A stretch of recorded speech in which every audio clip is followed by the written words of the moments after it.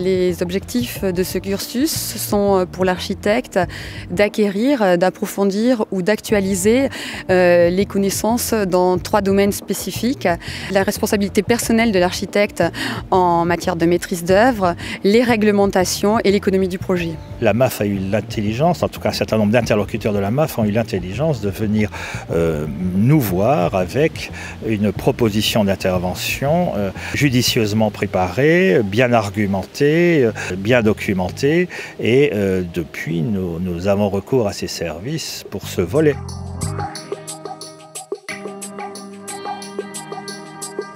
Dans le cadre des actions de prévention de la MAF, l'idée est venue qu'il serait intéressant de s'adresser non seulement à ses adhérents, mais également à ses futurs adhérents que sont les étudiants en architecture. Le module de formation a été conçu par des architectes et par des juristes de la MAF qui connaissent très bien les risques et les pratiques professionnelles des architectes.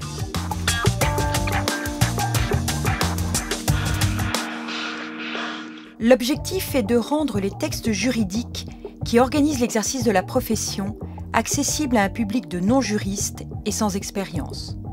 Un langage courant et des exemples concrets facilitent la compréhension de ces notions juridiques. Les futurs architectes sont alertés sur la nature et l'origine des litiges et informés sur les bonnes pratiques à mettre en œuvre pour agir de manière efficace dans la défense de leurs intérêts en cas de sinistre.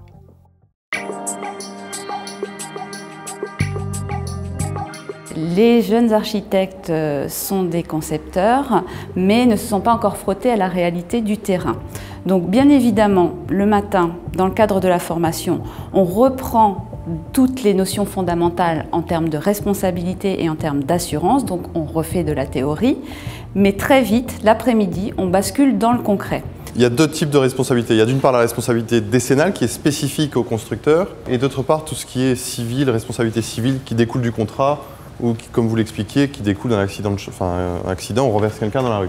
On est sur le champ de la responsabilité civile, vous causez un dommage à une personne ou à un tiers et donc vous devez le réparer.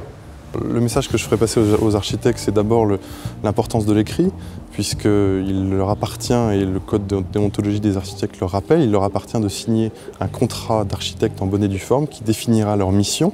Écrivez surtout, écrivez, réécrivez et conservez vos dossiers pour que, le cas échéant, on puisse répondre à une réclamation qui pourrait mettre en cause la responsabilité de l'architecte. Je préserve les droits du maître d'ouvrage en disant ça. Mais si mes constructeurs ne sont pas assurés financièrement, ça ne sert pas à grand-chose. Vous pouvez donc exiger des entreprises qu'elles vous fournissent une attestation d'assurance.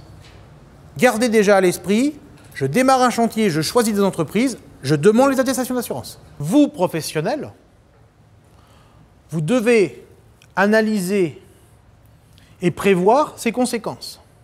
Voir le plombier très machin, 10 ans après, on ne sait pas ce que ça veut dire. Mais dire à la limite, c'est plus simple quand même, quand c'est marqué, j'ai demandé au plombier de changer son alimentation. Tel jour, tellement. On n'en parle plus. Et ça, faites attention parce que le nombre de comptes rendus de chantier, quand ils existent, qui sont parfaitement inutilisables, c'est malheureusement la première des causes de nos condamnations. On est responsable de tout ce qu'on fait, hein. Dès qu'on a un crayon, de la conception jusqu'à la fin, c'est l'architecte qui est le chef d'orchestre et qui est au milieu de tout et au final c'est lui qui prend tout, quoi.